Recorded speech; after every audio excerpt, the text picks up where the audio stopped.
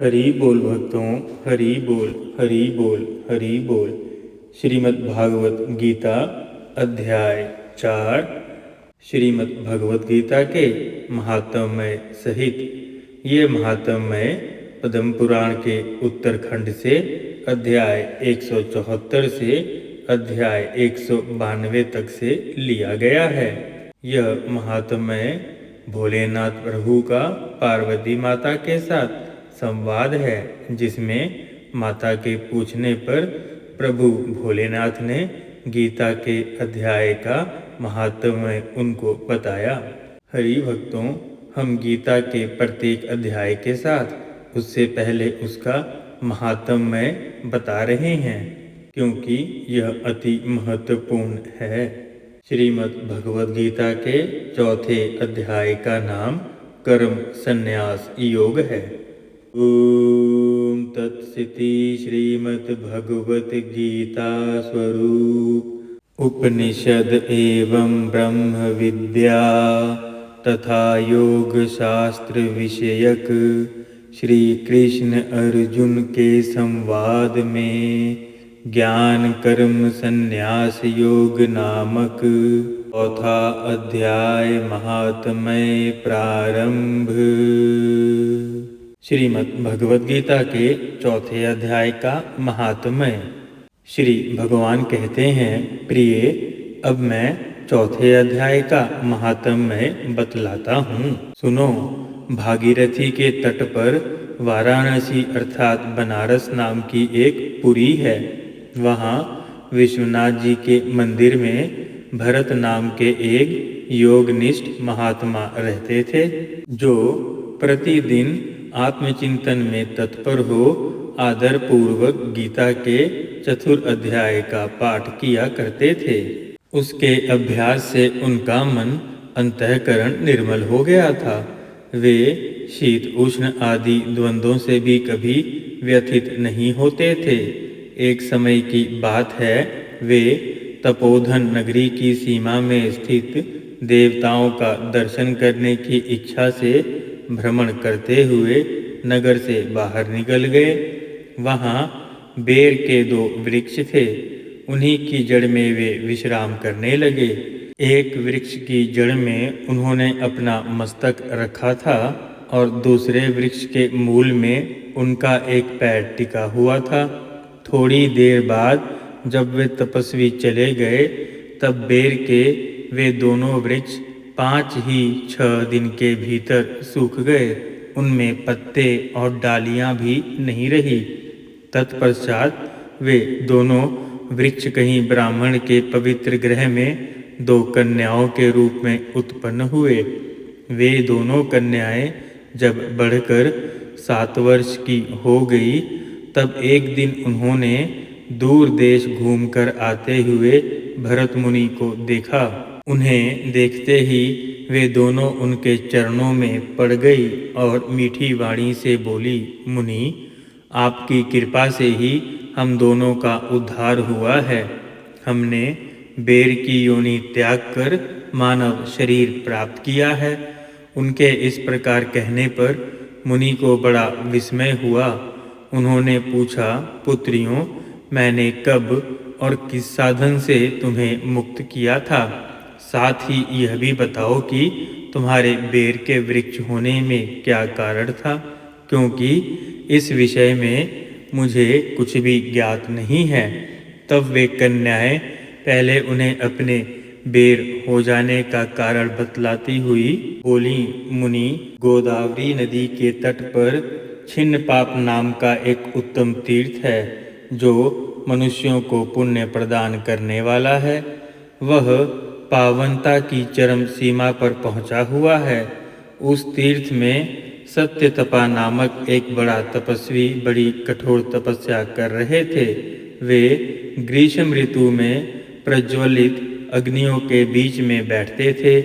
वर्षा काल में जल की धाराओं से उनके मस्तक के बाल सदा भीगे ही रहते थे तथा जाड़े के समय जल में ही निवास करने के कारण उनके शरीर में हमेशा रोंगटे खड़े रहते थे। वे बाहर भीतर से सदा शुद्ध रहते थे। समय पर तपस्या करते थे और मन और इंद्रियों को संयम में रखते हुए परम शांति प्राप्त करके आत्मा में ही रमण किया करते थे। वे अपनी विद्वता के द्वारा जैसा व्याख्यान करते थे उसे सुनने के लिए साक्षात ब्रह्मा जी भी प्रतिदिन उनके पास उपस्थित होते थे और प्रश्न करते थे। ब्रह्मा जी के साथ उनका संकोच नहीं रह गया था, अतः उनके आने पर भी वे सदा तपस्या में मग्न रहते थे। परमात्मा के ध्यान में निरंतर संलग्न रहने के कारण उनकी तपस्या सदा बढ़ती रहती थी। सत्य तपा को जीवन मुक्त के समान मानकर इंद्र को अपनी समृद्धशाली पद के संबंध में कुछ भय हुआ।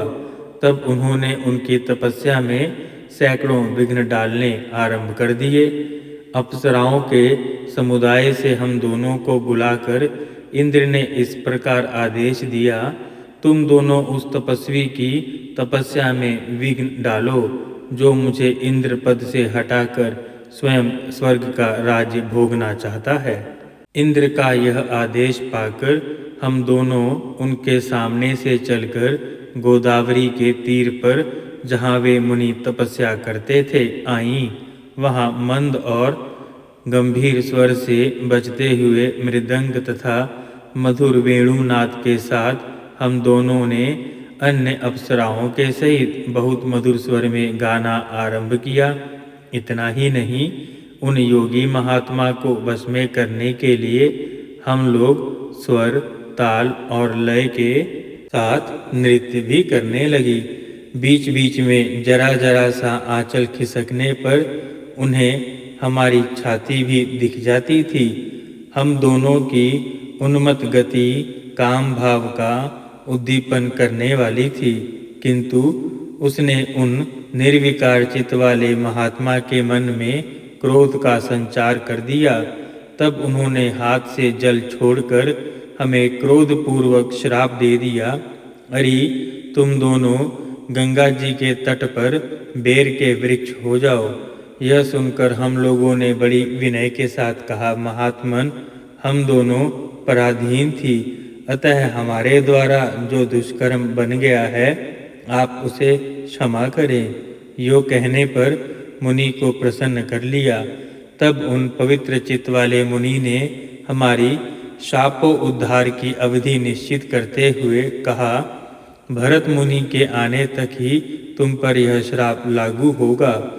उसके बाद तुम लोगों का मर्त्यलोक में जन्म होगा और पूर्व जन्म की स्मृति बनी रहेगी। मुनि, जिस समय हम दोनों बेर वृक्ष के रूप में खड़ी थी, उस समय आपने हमारे समीप आकर गीता के 4 अध्याय का जप करते हुए हमारा उद्धार किया था, अतः हम आपको प्रणाम करती हैं।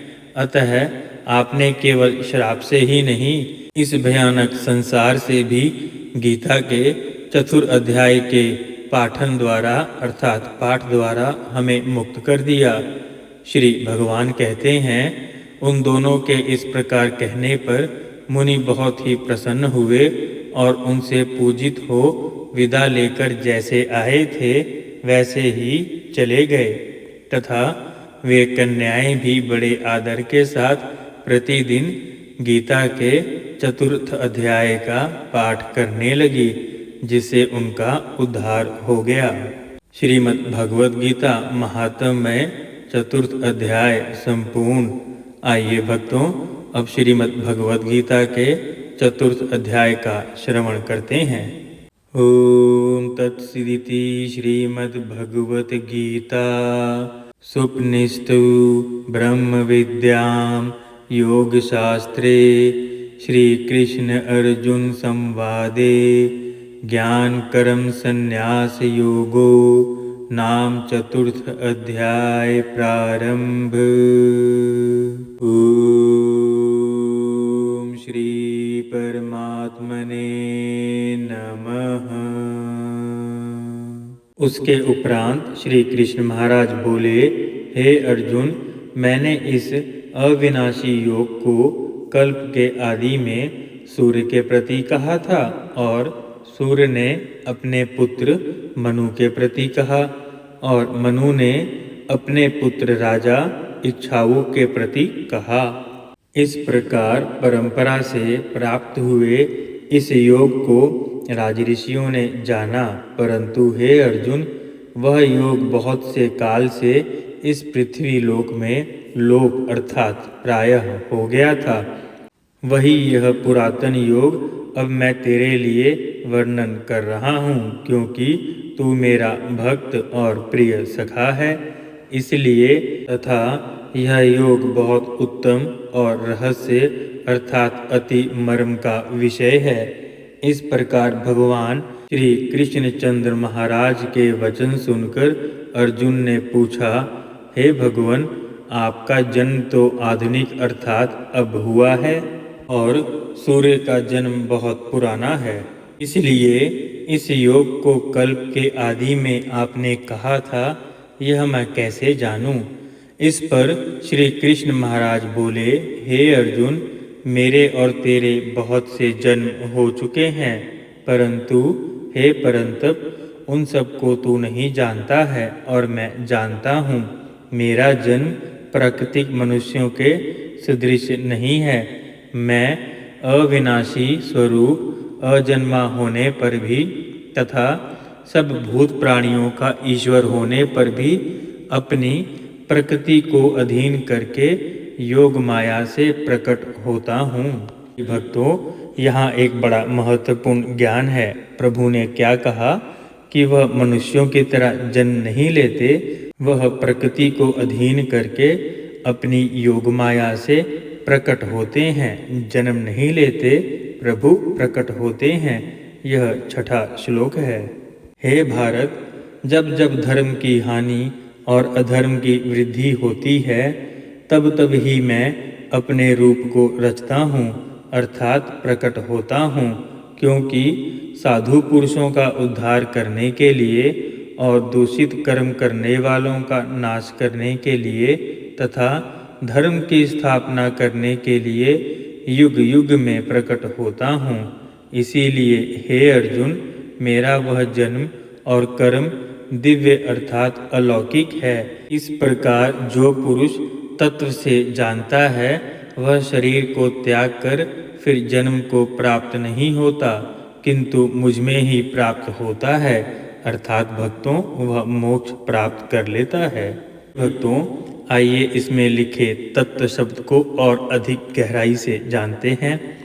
सर्वशक्तिमान सच्चिदानंद घन परमात्मा अज अविनाशी और सर्वभूतों के परम गति तथा परम आश्रय हैं।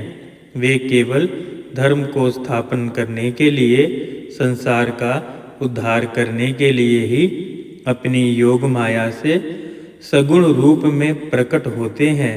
इसीलिए परमेश्वर के समान सुहृद प्रेमी और पतित पावन दूसरा कोई नहीं है। क्या भक्तों? पतित पावन नहीं होता है, यह होता है पतित पावन। पतित पावन दूसरा कोई नहीं है। ऐसा समझकर जो पुरुष परमेश्वर का अनन्य प्रेम से, कैसे भक्तों? अनन्य प्रेम से, आहा नारायण नारायण नारायण, अनन्य प्रेम से निरंतर चिंतन करता हुआ आसक्ति रहित अर्थात कामना रहित संसार में बरतता है, वही उनको तत्व से जानता है। और फिर भक्तों, वह शरीर को त्यागने के बाद दोबारा जन्म नहीं लेता, अर्थात जन्म जन्म के चक्कर से मुक्ति पा जाता है और परम धाम अर्थात मोक्ष को प्राप्त करता है। हे अर्जुन, पहले भी राग भय और क्रोध से रहित अनन्य भाव से मेरे में स्थिति रहने वाले मेरे शरण हुए बहुत से पुरुष ज्ञान रूप तप से पवित्र हुए मेरे स्वरूप को प्राप्त हो चुके हैं। क्योंकि हे अर्जुन, जो मेरे को जैसे भजते हैं, मैं भी उनको वैसे ही भजता हूँ। यह रहस्य जानकर ही बुद्धिमान मनुष्यगण सब प्रकार से मेरे मार्ग के अनुसार बरतते हैं। जो मेरे को तत्व से नहीं जानते वे पुरुष इस मनुष्य लोक में कर्मों के फल को चाहते हुए देवताओं को पूजते हैं और उनके कर्मों से उत्पन्न हुई सिद्धि भी शीघ्र ही होती है, परंतु उनको मेरी प्राप्ति नहीं होती है। इसीलिए तू मेरे को ही सब प्रकार से भज। हरि भक्तों, इस 12वें श्लोक में भगवान ये कह रहे हैं कि सभी देवता भी प्रभु के ही रूप हैं और प्रभु ने अपने आप को भिन्न भिन्न देवताओं के रूप में भी विभाजित किया हुआ है, भिन्न भिन्न कामनाओं की पूर्ति के लिए। परंतु यदि हम कामनाओं की पूर्ति के लिए उन देवताओं की पूजा करते हैं तो हमारी वह सिद्धियां अर्थात कामनाएं पूर्ण होती हैं, परंतु उस मार्ग से हमें प्रभु की प्राप्ति नहीं होती, अर्थात परमात्मा अर्थात परमेश्वर की प्राप्ति नहीं होती। अर्थात हमें कामनाएं तो मिलती है लेकिन हम बार बार जन्म लेते हैं, हमें मोक्ष की प्राप्ति नहीं होती। इसीलिए प्रभु ने कहा कि तू मेरे को ही सब प्रकार से भज। हे अर्जुन, गुण और कर्मों के विभाग से ब्राह्मण, क्षत्रिय, वैश्य और शूद्र मेरे द्वारा रचे गए हैं। उनके कर्ता को भी मुझ अविनाशी परमेश्वर को तू अकर्ता ही जान, क्योंकि कर्मों के फल में मेरी सिप्रहा नहीं है। इसीलिए मेरे को कर्म लिपायमान नहीं करते। इस प्रकार जो मेरे को तत्व से जानता है वह भी कर्मों से नहीं बंधता है, तथा पहले होने वाले मुमुक्षु पुरुषों द्वारा भी इस प्रकार जानकर ही कर्म किया गया है। इससे तू भी पूर्वजों द्वारा सदा किए हुए कर्म को ही कर।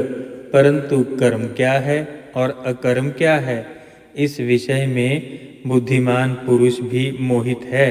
इसीलिए मैं वह कर्म अर्थात कर्मों का तत्व तेरे लिए अच्छी प्रकार कहूँगा, जिसको जानकर तू अशुभ अर्थात संसार बंधन से छूट जाएगा। भक्तों, यहाँ 16वें श्लोक में प्रभु ने संसार को अशुभ भी कहा है, क्योंकि यह बंधन बांधने वाला है, यह मुक्ति का मार्ग नहीं है। इसलिए संसारिक कामनाओं से हमेशा हमें अलग होना चाहिए और प्रभु का अनंत चिंतन करना चाहिए। हरि बोल, हरि बोल, हरि बोल। कर्म का स्वरूप भी हमें जानना चाहिए और अकर्म का स्वरूप भी जानना चाहिए, तथा निश्चित कर्म का स्वरूप भी जानना चाहिए, क्योंकि कर्म की गति गहन है। जो पुरुष कर्म में अर्थात अहंकार रहित की हुई संपूर्ण चेष्टाओं में अकर्म अर्थात वास्तव में उनका न होनापन देखे, और जो पुरुष अकर्म में अर्थात ज्ञानी पुरुष द्वारा किए हुए संपूर्ण क्रियाओं में अर्थात क्रियाओं के त्याग में भी कर्म को अर्थात त्याग रूप को क्रिया को देखे, वह पुरुषों में बुद्धिमान है और वह योगी संपूर्ण कर्मों का करने वाला है। हे अर्जुन, जिसके संपूर्ण कार्य कामना और संकल्प से रहित हैं, ऐसे उस ज्ञान रूप अग्नि द्वारा भस्म हुए कर्मों वाले पुरुष को ज्ञानी जन भी पंडित कहते हैं। जो पुरुष संसारिक आश्रय से रहित सदा परम आनंद परमात्मा में तृप्त है, वह कर्मों के फल और संग अर्थात कर्तव्य अभिमान को त्याग कर कर्म में अच्छी प्रकार बरतता हुआ भी कुछ नहीं करता, अर्थात भक्तों वह कर्म बंधन में नहीं फंसता। अभिप्राय कि उसको कर्म का फल नहीं लगता या नहीं भोगना पड़ता, क्योंकि वह एक तो आसक्त रहित है अर्थात कामनाओं से रहित है। वह सारे कर्म प्रभु के लिए कर रहा है, प्रभु की इच्छा से कर रहा है और कर्म करने में उसका कोई अपना लोभ नहीं है। वह सारे कर्म शास्त्रानुसार संसार हित के लिए प्रभु को अर्पण करके ही कर रहा है। इसीलिए ऐसे महापुरुष को कर्म के बंधन नहीं बांधते, वह मुक्त रहता है। अभिप्राय यह है कि वह कर्म करता है पर फिर भी अकर्म रहता है, अर्थात कर्म बंधन उस पर नहीं लगते, और ऐसा व्यक्ति ही मोक्ष को प्राप्त करता है। जीत लिया है अंतःकरण और शरीर जिसने, तथा त्याग दी है संपूर्ण भोगों की सामग्री जिसने, ऐसा आशा रहित पुरुष केवल शरीर संबंधी कर्म को करता हुआ भी पाप को प्राप्त नहीं होता। अपने आप जो कुछ प्राप्त हो उसी में संतुष्ट रहने वाला और हर्ष शोक आदि द्वंद्वों से अतीत हुआ तथा मत्सरता अर्थात ईर्ष्या से रहित सिद्धि और असिद्धि में समत्व भाव वाला अर्थात एक जैसे भाव वाला पुरुष को कभी कर्म नहीं बांधता। अभिप्राय यह है भक्तों कि वह हर चीज में सम रहता है, न किसी चीज का खोने का शोक करता है, न किसी चीज के मिलने की खुशी मनाता है, क्योंकि इन दोनों से राग अर्थात बंधन उत्पन्न होते हैं। ना ही वो अपने को किसी कर्म का कर्ता मानता है, कर्ता नहीं मानने से भी वो कर्म बंधन में नहीं फंसता, क्योंकि उसकी किसी भी चीज में आसक्ति ही नहीं है।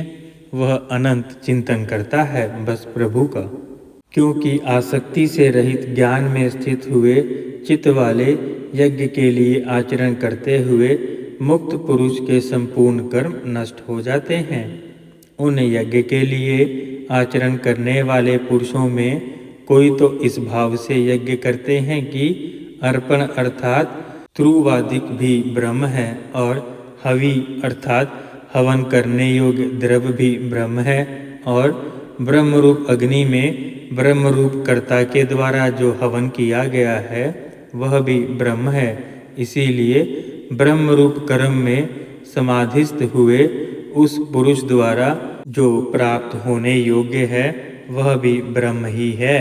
और दूसरे योगी जन देवताओं के पूजन रूप यज्ञ को ही अच्छी प्रकार उपासते हैं अर्थात करते हैं, और दूसरे ज्ञानी जन परब्रह्म परमात्मा स्वरूप अग्नि में यज्ञ के द्वारा ही यज्ञ को हवन करते हैं।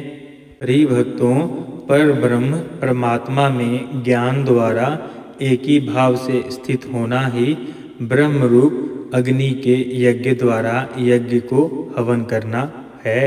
अन्य योगी जन श्रोता आदि सब इंद्रियों को संयम अर्थात स्वाधीनता रूप अग्नि में हवन करते हैं, अर्थात इंद्रियों को विषयों से रोककर अपने वश में कर लेते हैं।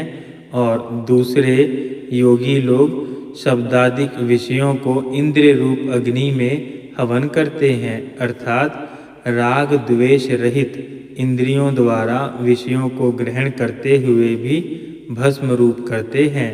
दूसरे योगी जन संपूर्ण इंद्रियों की चेष्टाओं को तथा प्राणों के व्यापार को ज्ञान से प्रकाशित हुई परमात्मा में स्थित रूप योगाग्नि में हवन करते हैं, अर्थात सच्चिदानंद घन परमात्मा के सिवाय अन्य किसी का भी चिंतन ना करना उन सब का हवन करना है। दूसरे कई पुरुष ईश्वर अर्पण बुद्धि से उप सेवा में द्रव्य लगाने वाले हैं, वैसे ही कई पुरुष स्वधर्म पालन रूप तप यज्ञ को करने वाले हैं और कई अष्टांग योग रूप यज्ञ को करने वाले हैं, और दूसरे अहिंसा आदि तीक्ष्ण व्रतों से युक्त यत्नशील पुरुष भगवान के नाम का जप तथा भगवत प्राप्ति विषयक शास्त्रों का अध्ययन रूप ज्ञान यज्ञ के करने वाले हैं। दूसरे योगी जन अपान वायु में प्राण वायु को हवन करते हैं, वैसे ही अन्य योगी जन प्राण वायु में अपान वायु को हवन करते हैं तथा अन्य योगी जन प्राण और अपान की गति को रोककर प्राणायाम के परायण होते हैं। दूसरे नियमित आहार करने वाले योगी जन प्राणों को प्राणों में ही हवन करते हैं। इस प्रकार यज्ञों द्वारा नाश हो गया है पाप जिनका, ऐसे यह सब ही पुरुष यज्ञों को जानने वाले हैं। हे कुरुश्रेष्ठ अर्जुन, यज्ञों के परिणाम स्वरूप ज्ञान अमृत को भोगने वाले योगी जन सनातन पर ब्रह्म परमात्मा को प्राप्त होते हैं और यज्ञ रहित पुरुष को यह मनुष्य लोक भी सुखदायक नहीं है। हा हा हा, अति महत्वपूर्ण ज्ञान भक्तों प्रभु ने यहाँ बताया। इसका विवरण 25वें श्लोक से लेकर के 31वें श्लोक तक है कि प्रभु को प्राप्त कैसे करें, अर्थात परब्रह्म की प्राप्ति कैसे होवे। और इसके अंतिम श्लोक अर्थात 31वें श्लोक के अंतिम चरण में क्या कहते हैं, यज्ञ रहित पुरुष को यह मनुष्य लोक भी सुखदायक नहीं है, फिर परलोक कैसे सुखदायक होगा। ऐसे बहुत प्रकार के यज्ञ वेद की वाणी में विस्तार किए गए हैं। उन सबको शरीर मन और इंद्रियों की क्रिया द्वारा ही उत्पन्न होने वाले जान, इस प्रकार तत्व से जानकर निष्काम कर्म योग द्वारा संसार बंधन से मुक्त हो जाएगा, अर्थात मोक्ष को प्राप्त होगा। हे अर्जुन, संसारिक वस्तुओं से सिद्ध होने वाले यज्ञ से ज्ञान रूप यज्ञ सब प्रकार से श्रेष्ठ है, अर्थात प्रभु ने यहाँ पर ज्ञान यज्ञ को श्रेष्ठ कहा है। क्योंकि हे पार्थ, संपूर्ण यवन मात्र कर्म ज्ञान में शेष होते हैं, अर्थात ज्ञान उनकी पराकाष्ठा है। इसीलिए तत्व को जानने वाले ज्ञानी पुरुषों से भली प्रकार दंडवत प्रणाम तथा सेवा और निष्कपट भाव से किए हुए प्रश्न द्वारा उस ज्ञान को जान। वे मर्म को जानने वाले ज्ञानी जन तुझे उस ज्ञान का उपदेश करेंगे कि जिसको जानकर तू फिर किसी प्रकार के मोह को प्राप्त नहीं होगा। कि भक्तों, मोह ही बंधन का कारक है जो हमें जन्म जन्मांतर के चक्कर में डाल देता है। प्रभु कहते हैं, और हे अर्जुन, इस ज्ञान के द्वारा सर्वव्यापी अनंत चेतन रूप हुआ अपने अंतर्गत समष्टि बुद्धि के आधार संपूर्ण भूतों को देखेगा और उसके उपरांत मेरे में अर्थात सच्चिदानंद रूप में एक ही भाव हुआ सच्चिदानंदमय ही देखेगा। यदि तू सब पापियों से भी अधिक पाप करने वाला है तो भी, भक्तों ध्यान दें, 36वां श्लोक है, यदि तू सब पापियों से भी अधिक पाप करने वाला है तो भी ज्ञान रूप नौका द्वारा निःसंदेह, अर्थात इसमें कोई संदेह नहीं है, संपूर्ण पापों को अच्छी प्रकार से तर जाएगा। किससे भक्तों? ज्ञान योग से। हे अर्जुन, जैसे प्रज्वलित अग्नि ईंधन को भस्म कर देता है, वैसे ही ज्ञान रूप अग्नि संपूर्ण कर्मों को भस्म कर देता है। इसीलिए इस संसार में ज्ञान के समान पवित्र करने वाला निसंदेह कुछ भी नहीं है। उस ज्ञान को कितने ही काल से अपने आप समत्व बुद्धि रूप योग के द्वारा अच्छी प्रकार शुद्धांतःकरण अर्थात शुद्ध अंतःकरण हुआ पुरुष आत्मा में अनुभव करता है। हे अर्जुन, जितेंद्रिय तत्पर हुआ ज्ञानवान पुरुष ज्ञान को प्राप्त होता है। ज्ञान को प्राप्त होकर तत्क्षण भगवत प्राप्ति रूप परम शांति को प्राप्त हो जाता है। हे अर्जुन, भगवत विषय को न जानने वाला तथा श्रद्धा रहित और संशय युक्त पुरुष परमार्थ से भ्रष्ट हो जाता है। उनमें भी संशय युक्त पुरुष के लिए तो न सुख है और न यह लोक और न परलोक, अर्थात जिस पुरुष को संशय है उसके लिए न कहीं सुख है, न यह लोक है और न उसके लिए कहीं परलोक, अर्थात लोक परलोक कहीं में भी उसके लिए कोई सुख नहीं है, अर्थात यह लोक और परलोक दोनों ही उसके लिए भ्रष्ट हो जाते हैं। हे धनंजय, समत्व बुद्धि रूप योग द्वारा भगवत अर्पण कर दिए गए हैं। संपूर्ण कर्म जिसने और ज्ञान द्वारा नष्ट हो गए हैं, सब संशय जिसके, ऐसे परमात्म परायण पुरुष को कर्म नहीं बांधते।